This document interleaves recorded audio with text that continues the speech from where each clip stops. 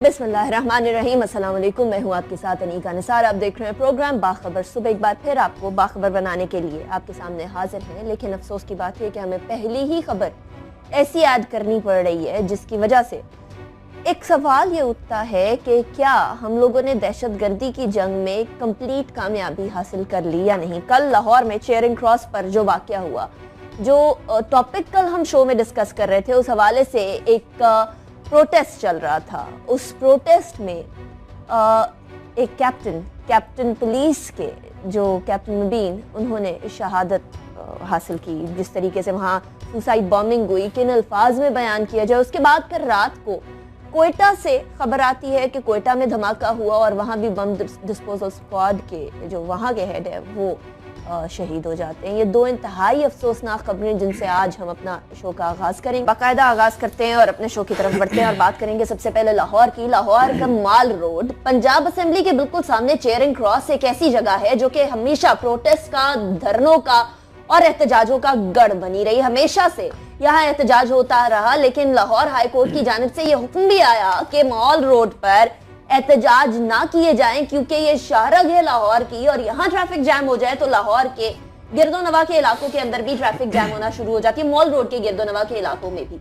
लेकिन उसके बावजूद भी यहाँ प्रोटेस्ट होते हैं, उसके बावजूद भी यहाँ धरने दिए जाते हैं, उसके बावजूद भी यहाँ एहतजाज होते हैं। और अफसोसनाक वाकया सामने आया कल, जबकि फार्मास्यूटिकल जो फार्मासिस्ट हैं उनके हवाले से, स्पेशली जो अद्वियात बेचने वाले लोग हैं, उनकी तरफ से एहतजाज किया जा रहा था गवर्नमेंट की तरफ से जो इकदाम किए गए उसके खिलाफ। ऐसे में डीआईजी ट्रैफिक कैप्टन मुबीन साहब वहां जाते हैं, बड़े धीमे अंदाज में कोशिश करते हैं कि मामले को रफा दफा करें, लेकिन खावर साहब वापस आना नहीं उनका लिखा। अफसोस की बात अनीका, ये सोचता हूँ समझता हूँ कि कल के वाक़े के बाद हम दिसंबर 2014 पे वापस चले गए हैं, जब आर्मी पब्लिक स्कूल पेशावर का वाक़या हुआ था और उसके बाद हमने नेशनल एक्शन प्लान बनाया और उस पर अमल करना शुरू हो गया। उसकी वजह यह है कि कल आप देखें कि दहशतगर्दों ने अपनी मर्ज़ी की जगह चुनी, अपनी मर्ज़ी का वक्त चुना और उस टाइम का इंतज़ार किया कि जब उन्होंने डीआईजी जो ट्रैफिक कैप्टन अहमद मुबीन और एसएसपी जाहिद गोंदल साहब वहाँ पे पहुँचे, वो जो वहाँ पे मजमा था उसकी तरफ दहशतगर्द नहीं गया। उन्होंने टारगेट किया हुआ था, उन्होंने सोचा समझा हुआ था कि हमने टारगेट किनको करना है और उन्होंने टारगेट किया। और कल का जो सारा जो दहशतगर्दी का वाक़या, अफसोसनाक वाक़या हुआ। अब सोचने समझने की बात यह है कि क्या हम इससे पहले बुलंदो बाग दावे हमारे हुक्मरान कर रहे हैं पिछले कुछ हफ्तों महीनों से कि हम दहशतगर्दी की जंग में हम कामयाब हो गए हैं। पिछले दिनों जिस तरह सोहेल ने एक स्टोरी भी की कि हम पंजाब की गवर्नमेंट ने अपने डीआईजी, हमारे काउंटर टेररिज्म को और उसके अलावा होम सेक्रेटरी को और आईजी पुलिस को मुख्तलिफ उन्होंने तमगू से नवाजने का भी फैसला किया कि उन्होंने बड़ा अच्छा काम किया होगा। हम ये नहीं कहते कि नहीं किया होगा, लेकिन आप सोचें, अंदाज़ा करें कि किस तरह की रैकी की होगी इस सारे काम को करने के लिए, कितना वक्त वहाँ पे उन्होंने लगाया हुआ। और लाहौर पाकिस्तान का दिल, जहाँ पे दिल है, इस तरह चेयरिंग क्रॉस आप लाहौर में रही हैं, इस तरह चेयरिंग क्रॉस सोहेल लाहौर का दिल है। That is the nerve centre जहाँ पे उन्होंने टारगेट किया। और हमें ये बताया है दहशतगर्दों ने एक बार फिर कि वो बिल्कुल मौजूद हैं और अपनी पूरी ताकत के साथ मौजूद हैं और हमें उनको अपनी उसी ताकत के साथ उनको फेस करना है। इशू क्या हो रहा है अनीका, दुनिया के अंदर ये लिखी पड़ी बात है कि दहशतगर्दी को आप जुज़वी तौर पर बिल्कुल हल नहीं कर सकते। ये नहीं हो सकता कि आप सिर्फ बॉर्डर मैनेजमेंट कर लें या एक नॉर्दर्न एरियाज के अंदर ऑपरेशन कर लें और ये समझें कि आपका बाकी मुल्क का हिस्सा सेफ हो गया, या कराची के अंदर ऑपरेशन करके ये समझें कि अपने मुल्क का जो बाकी इलाके हैं वहाँ पे आप दहशतगर्द बिल्कुल नहीं रहे। ऐसा हरगिज़ नहीं होता। पूरी दुनिया के अंदर जहाँ पे कामयाब लोगों ने दहशतगर्दी और मुल्कों ने कामयाब दहशतगर्दी के अगेंस्ट ऑपरेशन किए, वो एक होलिस्टिक अप्रोच के साथ आप चलते हैं। अब हो क्या रहा है, एपेक्स कमेटी पंजाब की ने बार बार ये कहा है, ये रिकमेंडेशन दी हैं कि पंजाब के अंदर आपको एक फुल फ्लैज ऑपरेशन करने की जरूरत है।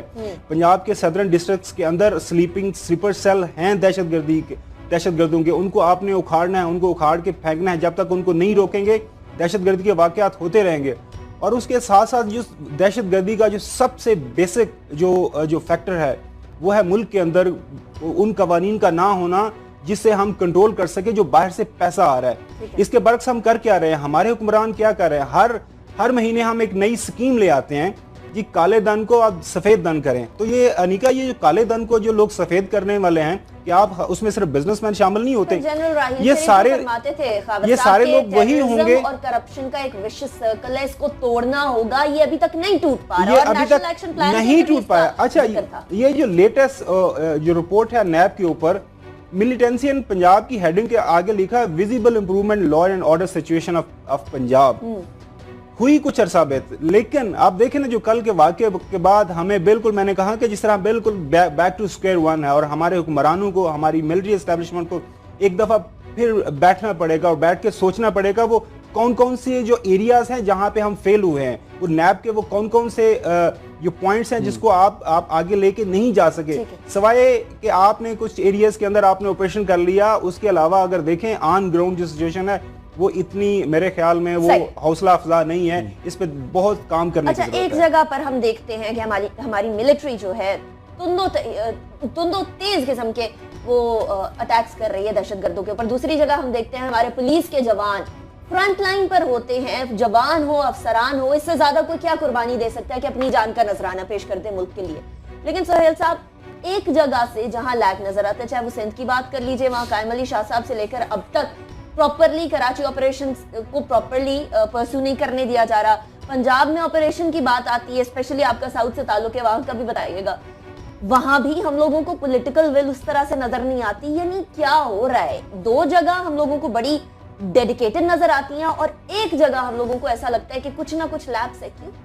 लेकिन देखिए, ज़र्ब-ए-अज़्ब ऑपरेशन के जरिए अगरचे कि हमने दहशतगर्दों की कमर तोड़ दी है, लेकिन उसके बाद नेशनल एक्शन प्लान जो बना था, जिसका मकसद ये था कि हमने अब दहशतगर्दी के जो अवामिल हैं, जो मुख्तलिफ अनासिर हैं जिसकी वजह से एक सोच पनपती है, उसका हमने खात्मा करना है और ऐसा सख्ती से खात्मा करना है कि ये सोच दोबारा ना पनप सके। अनफॉर्चुनेटली हमने देखा कि मुख्तलिफ हमारे सूबों के अंदर जब नेशनल एक्शन प्लान के ऊपर जो उसकी रूह के मुताबिक अमल होना था वो नहीं हो सका।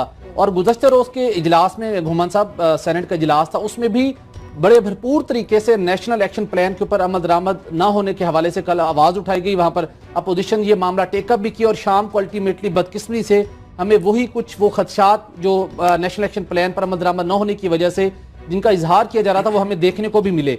ज़रूरत इस चीज़ की है, जब हमारे मुख्तलिफ एजेंसीज अब वेल कोऑर्डिनेट होकर एक एफर्ट्स कर रही हैं और नेक्टा की जानिब से अगर 7 फरवरी को एक अलर्ट इशू किया गया था होम सेक्रेटरी पंजाब को, जिनका नाम तमगा इम्तियाज के लिए भी रिकमेंड किया जा चुका है। तो अब जब हम अब इस हद तक हमारी सलाहियत है कि हम डिटेक्ट कर लेते हैं, प्रेम्प्टिव तरीके से हमने पता कर लिया कि यहाँ पर इंसिडेंट हो सकता है, तो अब हमारे अंदर वो सलाहियत भी होनी चाहिए हमारी लॉ एनफोर्समेंट एजेंसीज के अंदर कि अगर ये एक क्लू मिल गया है तो उसको रोकना कैसे है। और उसके साथ जिस तरह घुमन साहब ने बताया कि पुलिस वाले उनका टारगेट थे, उसके साथ यहाँ ये भी कहा जा रहा है कि कुछ देर बाद वहाँ पर वज़ीर आला पंजाब ने पहुँचना था, वहाँ पे पंजाब की मेयर से उन्होंने खिताब करना था, वो कुछ तखीर हो गई। अगर वो गुजरते तो मे भी उनके काफिले के ऊपर हमला किया जाता। दुश्मन ताक में है कि कैसे कमजोर किया जाए। और आने वाले दिनों के अंदर जो पाकिस्तान की हालात के वाले से हम बात करें, PSL के लाहौर में फाइनल की बात की जा रही थी, तो ऑफ कोर्स जो दुश्मन ताकतें वो इस कोशिश में थी कि पाकिस्तान का जो इमेज बेहतर हो रहा है दहशतगर्दी को कंट्रोल करने के हवाले से उसको दोबारा उसके ऊपर जरब लगाई जाए। हम डायरेक्ट इल्जाम तो नहीं देते, लेकिन एटलीस्ट इतनी बात कंस्पिरेसी थियरीज गर्दिश कर रही हैं, सोशल मीडिया पर भी गर्दिश कर रही हैं कि PSL का ऑब्वियसली फाइनल है और एक मुल्क है जिससे बड़ा फायदा होता है।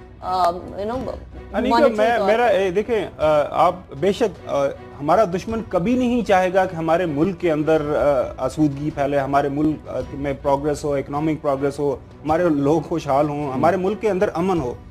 सवाल ये पैदा होता है क्या हमारी तैयारी है इन सारे चैलेंजेस को फेस करने की। एपेक्स कमेटी के मिनट्स ऑफ द मीटिंग मैंने देखे हुए, अपनी खुद आंखों से मैंने देखे, उस पर लिखा गया हुआ है कि पाकिस्तान की पंजाब के अंदर जो पुलिस है, पाकिस्तान की ओवरऑल और खसूसन पंजाब की जो पुलिस है वो इस काबिल नहीं है वो टेररिस्ट को फेस कर सके। छोटू गैंग का वाकया हुआ, क्या हुआ, पुलिस वहां पे 8-10 दिन लड़ती रही, उसके बाद आपको रेंजर्स बुलानी पड़ी, आपको आर्मी बुलानी पड़ी, रेगुलर आर्मी बुला के फिर एक छोटे से गैंग को आपको पकड़ा। उस छोटे गैंग का पता नहीं बाद में क्या हुआ, मुझे नहीं उसका इल्म, क्योंकि अभी तक हम अखबारों में देखते आ रहे हैं कि वो पता नहीं इन्वेस्टिगेशन चल रही है, उसका कुछ अंजाम होगा या नहीं होगा। एनीवेज, तो ये आपकी पुलिस क्या उस लेवल की तैयार है? क्या हमारी जो सिविल लॉ एनफोर्समेंट एजेंसी हैं, क्या उनको उस लेवल का वेपन, उस लेवल की ट्रेनिंग है? वो नहीं है, सबको पता है उसको नहीं है। लाहौर सेफ सिटी के नाम से प्रोजेक्ट बनाया गया, शहबाज साहब बड़ा उसको क्लेम भी करते हैं, बड़ी अप्रिसिएशन मिलती है, लेकिन उसका बेनिफिट नहीं मिल पा रहा। सारे प्रोजेक्ट्स हैं ना, वहां पे अब नई से नई फोर्स आप क्रिएट कर देंगे। मैं सिटिंग एक सीनियर पुलिस ऑफिसर से रात को मेरी बात हो रही थी, मैंने कहा कि जी आप कर क्या रहे हैं? अब लाहौर के अंदर एक अच्छी जो है एक सस्टेन लेवल की पुलिस रिफॉर्म्स क्यों नहीं इंट्रोड्यूस करवाते? वो कहते हैं कि जी हम तो बार बार उन्हें कहते हैं कि आप ये जो स्टॉप गैप अरेंजमेंट जो टचअप्स करते रहते हैं ना कि फलानी फोर्स बना दें, फलानी फोर्स बना दें, उससे कोई फर्क नहीं पड़ेगा जब तक ओवरऑल आप पुलिस फोर्स को इस लेवल पे नहीं लेके आएंगे। देखें, पुलिस पूरी दुनिया के अंदर फर्स्ट लाइन ऑफ डिफेंस है। अब कल डीआईजी मुबीन ने अपनी जान का नजराना पेश किया ना, एसएसपी गोंदल ने अपनी जान का नजराना पेश किया ना, सबके सामने सबसे पहले वो वहीं पे थे। अब ये है कि आप ना तो उस लेवल की उनकी ये कुर्बानियों को हमारे मुल्क के अंदर जो क्या कहते हैं उस लेवल का माना जाएगा जिस लेवल पे हम बाकी इदारों को मानते हैं, और ना ही हम जिस तरह कहते हैं ना कि जिस किसी मुल्क के अंदर एक उस लेवल का एक फीलिंग आनी चाहिए कि यार कुर्बानी लोगों ने दी, हम इनके पीछे खड़े होना है। तो ये क्या वजह है उसके गवर्नमेंट को एक जो है ना आगे प्रोएक्टिव अप्रोच लेनी पड़ेगी, इस लेवल का माहौल क्रिएट करना पड़ेगा कि हाँ हम सब ने मिलकर लड़ना है। लेकिन मुल्क के ऐसे सपूतों को हमारी तरफ से सलाम, क्योंकि ढूंढोगे अगर मुल्क को मिलने के नहीं नायाब है हम। ये ऐसे ही सपूत हैं जिनकी वजह से पाकिस्तान आज भी खड़ा है, मुस्तहकम है और दहशतगर्दों के सामने डटा हुआ है। चाहे वो पुलिस हो, उनको भी सलाम, अपनी तई जितनी कोशिश वो कर सकते हैं वो कर रहे हैं। अब हमारे जवानों को, हमारी फौजी जवानों को सलाम। इसके साथ साथ कुछ अवाम को भी समझना होगा कि अगर लाहौर हाई कोर्ट की तरफ से ये ऑर्डर्स हैं कि मॉल रोड के ऊपर नहीं कोई इस तरह का एहतजाज करना, तो उसका कोई ना कोई मकसद जरूर है।